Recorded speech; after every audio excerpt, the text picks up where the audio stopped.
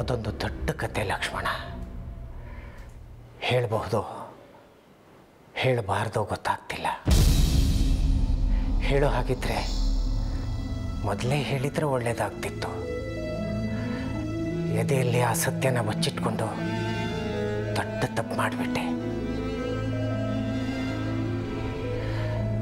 ನನ್ನ ತಲೆ ಉಳಿಸ್ಕೊಳ್ಳೋದಕ್ಕೋ ಅಥವಾ ಬೇರೆಯವರು ಮಾನ ಕಾಪಾಡೋದಕ್ಕೋ ಅಥವಾ ಆಗಿ ಹೋದ ಒಂದು ಒಪ್ಪಂದನ ಮುರಿಬಾರ್ದು ಅನ್ನೋ ಸ್ವಾರ್ಥಕ್ಕೋ ಹೇಳಲಾರ್ದೆ ಸುಮ್ಮನಾಗ್ಬಿಟ್ಟೆ. ಈಗ ನಮ್ಮ ಅನು ನಮ್ಮನ್ನೆಲ್ಲ ಬಿಟ್ಟು ಹೋಗ್ತಾ ಇದ್ದಾಳೆ ಅನ್ನೋದು ಗೊತ್ತಾದ ಮೇಲೂ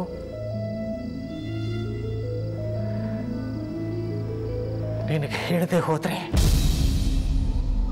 ನಾನು ದೊಡ್ಡ ಪಾಪಿ ಆಗ್ಬಿಡ್ತೀನಿ. ಪಶ್ಚಾತ್ತಾಪದ ಬೆಂಕಿಯಲ್ಲಿ ಬೆಂದು ಹೋಗಿಬಿಡ್ತೀನಿ. ಆ ಸತ್ಯನ ಹೇಳ್ತೀನಿ ಲಕ್ಷ್ಮಣ, ಕೇಳಿಸ್ಕೊತೀಯಾ? ಬೇಗ ಹೇಳಿ ದೊಡ್ಡಪ್ಪ.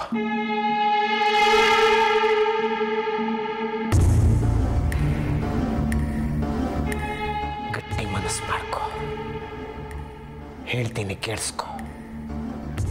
ಮನು ನಮ್ಮ ಮನೆಗೆ ಬಂದಾಗ ನೀವೆಲ್ಲ ಅನುಗಂಡ ಅವನೇ ಅಂತ ಒಪ್ಕೊಂಡ್ರಿ. ಆದರೆ ನಾನು ಮಾತ್ರ ಅವನಲ್ಲ ಅಂತಿದ್ದೆ. ಯಾಕೆ ಗೊತ್ತಾ? ಅನು ನಿಜವಾದ ಗಂಡ ಯಾರು ಅಂತ ನನಗೆ ಗೊತ್ತಿತ್ತು.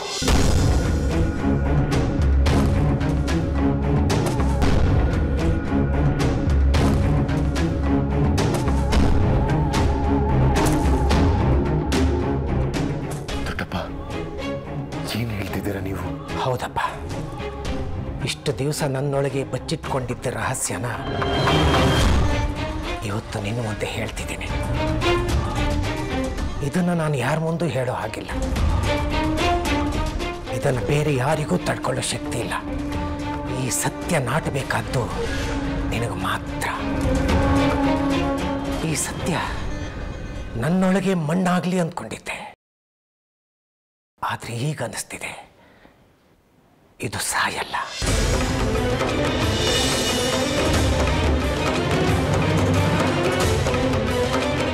ಸಾಯಬಾರ್ದು. ಅದಕ್ಕೆ ನಿನಗೆ ಹೇಳ್ತಾ ಇದ್ದೀನಿ.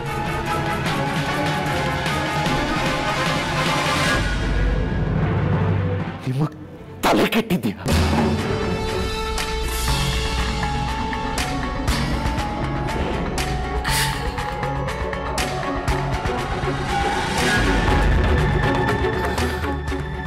ಕೆಡೋ ಮುಂಚೆ ಹೇಳ್ತೀನೋ, ಕೇಳಿಸ್ಕೊ. ಅನು ಮದುವೆ ಮಾಡಿದ್ದು ಯಾರು ಗೊತ್ತಾ?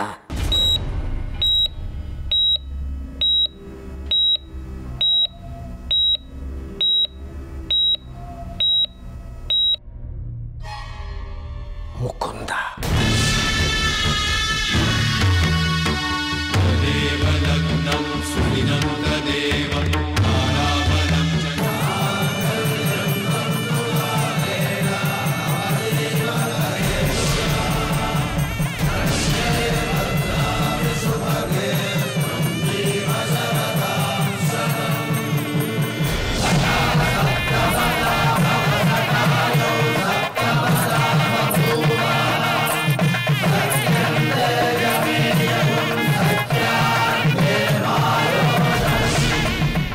ಹೀಗಾಗಿ ಅವಳ ಗಂಡ ಯಾರು ಅಂತ ನನಗೆ ಗೊತ್ತಿದೆ.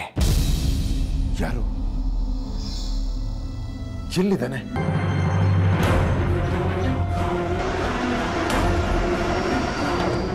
ನನ್ನ ಜೊತೆಗೇ ಇದ್ದಾನೆ. ನನ್ನ ಕಣ್ಮುಂದೆ ಇದ್ದಾನೆ. ನನ್ನನ್ನು ಬಾಯಿ ತುಂಬ ದೊಡ್ಡಪ್ಪ ಅಂತ ಕರೀತಾನೆ ಅವನು. ದೊಡ್ಡಪ್ಪ, ದೊಡ್ಡಪ್ಪ, ದೊಡ್ಡಪ್ಪ, ದೊಡ್ಡಪ್ಪ, ದೊಡ್ಡಪ್ಪ, ದೊಡ್ಡಪ್ಪ, ದೊಡ್ಡಪ್ಪ, ದೊಡ್ಡಪ್ಪ, ದೊಡ್ಡಪ್ಪ, ದೊಡ್ಡಪ್ಪ.